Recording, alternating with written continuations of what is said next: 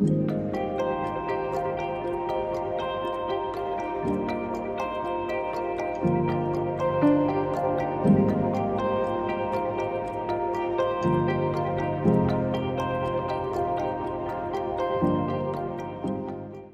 à vous.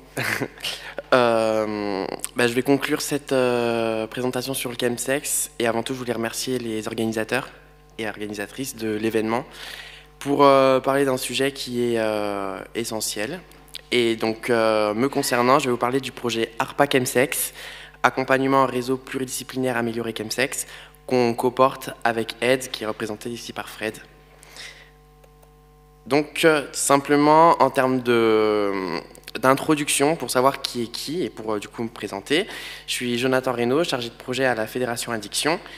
Et la Fédération Addiction, c'est le réseau national des professionnels de l'addiction en France.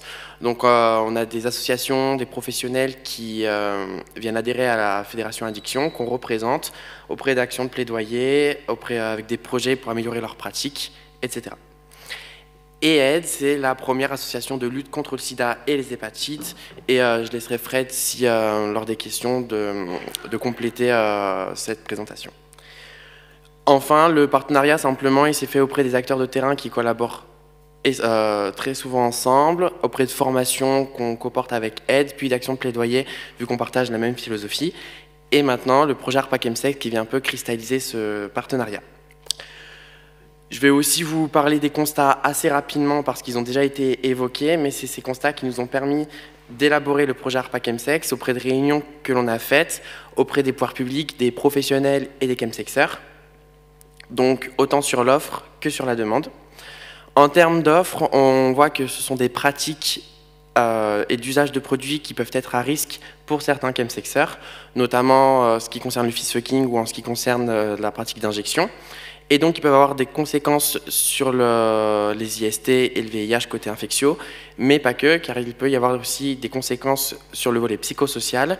Il y a aussi une forte prévalence, et ces indicateurs nous montrent qu'il faut donc une réponse en ce qui concerne le chemsex. Associé à tout ça, on a le tabou des représentations qui ont été très bien dites précédemment, avec une homophobie structurelle qui vient ensuite devenir une homophobie intériorisée et de fait un éloignement des chemsexeurs de l'offre d'accompagnement qui est un problème, et la Covid-19 et notamment les restrictions sanitaires dues à la Covid qui ont permis un développement des pratiques et notamment des pratiques à risque, le tout faisant qu'il faut une offre d'accompagnement. Et en ce qui concerne l'offre, on a remarqué un manque de sensibilisation et de formation des professionnels, quels qu'ils soient, et notamment des professionnels de premier recours, avec une appropriation partielle des stratégies de RDR et de prévention sexuelle, et donc il nous faut intervenir pour justement avoir un dialogue commun. Et ça va aussi avec la coordination entre les structures, qu'elles soient communautaires et addicto, pour justement avoir une meilleure offre et une meilleure équité dans les territoires. Voilà, maintenant je vais vous présenter le projet ARPA Chemsex, qui est accompagnement en réseau pluridisciplinaire amélioré chemsex, donc plein de mots valises, mais en vrai il est très simple. Son déploiement, en fait, on est parti de ces constats pour déposer le projet qui a été accepté, et ensuite on s'est dit maintenant il faut évaluer les besoins pour mettre en place les actions. Donc il s'appuie sur des sites pilotes binôme addicto communautaires à Paris, Marseille et Bordeaux.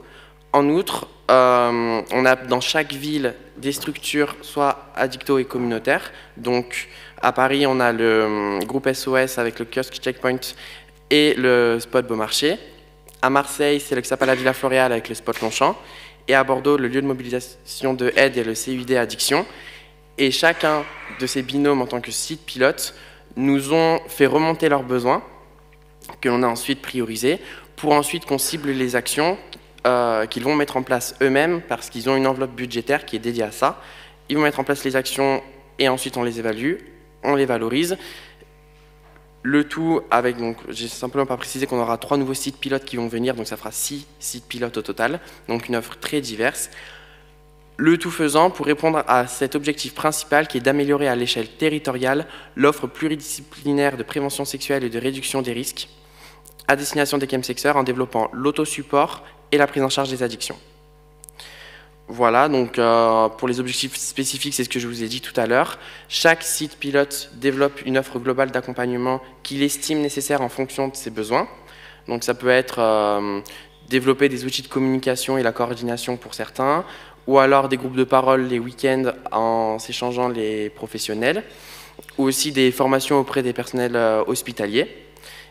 Et l'ensemble de ces actions vont être répertoriées dans un guide d'accompagnement que je vous détaillerai plus tard, qui va donc recenser l'ensemble des offres, des actions possibles que l'on peut faire si on investit auprès des acteurs de terrain.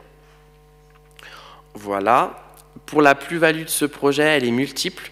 Donc déjà, le but pour nous de ce projet, c'est d'améliorer le repérage précoce et l'intervention brève, la lisibilité de l'offre, l'identification des rôles et justement que les chemsexers puissent avoir plus recours au dispositif. Une amélioration de la qualité de vie des chemsexers. Je n'ai pas précisé simplement, le projet, il a la plus-value et la finalité de ce projet, c'est d'améliorer les pratiques des professionnels. Mais en ricochet, ça améliorera ainsi la qualité de vie des chemsexers. Mais nous, on se concentre spécifiquement sur les professionnels, l'accompagnement, la coordination et ce qu'ils peuvent proposer. La formation des acteurs, la lutte contre la stigmatisation et les tabous. Donc ça, on ne va pas le régler avec ce projet, évidemment, mais au moins on participera et on fera en sorte que ça puisse aller mieux. Et une mise en coordination avec une équité territoriale auprès de l'ensemble des acteurs concernés.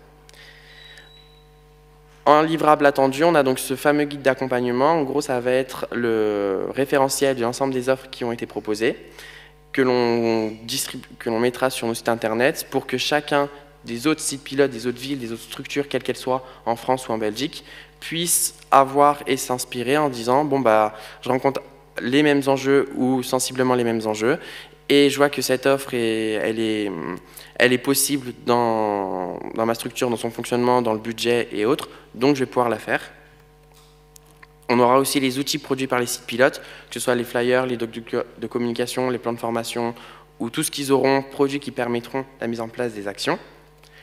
Un groupe privé Facebook avec des personnes référentes ressources qui du coup continuera après le projet pour justement avoir cette coordination dans la continuité. Et un rapport d'évaluation, et ça c'est le point important justement, parce que la finalité de ce projet, c'est de pérenniser la démarche et de dire si on investit davantage et auprès des acteurs de terrain qui ont la file active des chemsexers et qui connaissent le sujet, on aura donc une palette d'offres disponibles et un meilleur accompagnement des usagers que nous, en tant que siège, on ne peut pas avoir, mais que les acteurs de terrain ont depuis des dizaines d'années, mais manquent de moyens et rencontrent des leviers. Voilà. Simplement, pour compléter sur le projet ARPA Chemsex, on a fait un rapport d'enquête interne à la Fédération Addiction auprès de nos adhérents pour justement compléter et renforcer les constats et les besoins auprès de l'offre d'accompagnement sur le chemsex. Et il y a 3 idées à retenir, je n'ai pas précisé, mais il y a 3 idées à retenir. La première sur l'accompagnement des chemsexers. On remarque que les structures addicto accompagnent les chemsexers à 70%, du moins celles qui ont répondu. Et je n'ai pas précisé non plus, mais c'est pas grave. Elle n'a aucune visée scientifique, cette étude. Il y a eu 46 réponses exploitables et elle permet de donner une représentativité d'une certaine réalité de terrain et certainement pas une exhaustivité ou quoi que ce soit. Donc 70% accompagnent les chemsexers de manière pas forcément conséquente avec une file active qui peut être considérée comme pas forcément grande, que ce soit en termes mensuels ou dans la file active globale, mais qui l'accompagne depuis au moins 1 à 3 ans si ce n'est plus. Et donc la première idée à retenir, c'est que les structures addicto accompagnent les chemsexers et qu'on ne peut pas faire sans, tout comme les structures communautaires accompagnent les chemsexers et tout comme d'autres structures sont concernées, d'où la nécessité d'une offre globale pluridisciplinaire d'accompagnement qui prend en compte l'ensemble des pans des besoins des chemsexers. Seconde idée, c'est sur le profil des chemsexers. On leur a demandé quel était le profil qu'ils rencontraient en tant que chemsexers et ensuite on a fait une analyse de nuages de mots. Sur le genre et l'orientation sexuelle, on remarque que ce sont des hommes ayant des relations sexuelles avec des hommes et ou sous PrEP et ou en tant qu'injecteur, mais il y a une identité qui émerge en HSH pour les chemsexers. Pour les produits, les principaux consommés selon les répondants sont les catinones de synthèse avec la 3-MMC, la crystal meth, le GHB, GBL et cocaïne, donc des psychostimulants et le GHB, GBL. Toutes classes concernées, toutes classes sociales sont concernées et particulièrement les bien insérés, mais là-dessus je vais revenir, avec tout âge, que ce soit les jeunes, voire les plus âgés, donc tout âge confondu. Et simplement pour les classes sociales, c'est selon les structures qui ont répondu, parmi la file active qu'ils ont. Et ça ne veut pas dire justement que, par exemple, les moins insérés ne sont pas concernés, mais simplement qu'ils n'ont pas recours au dispositif et donc peut-être imaginer des actions d'aller vers auprès de ce public.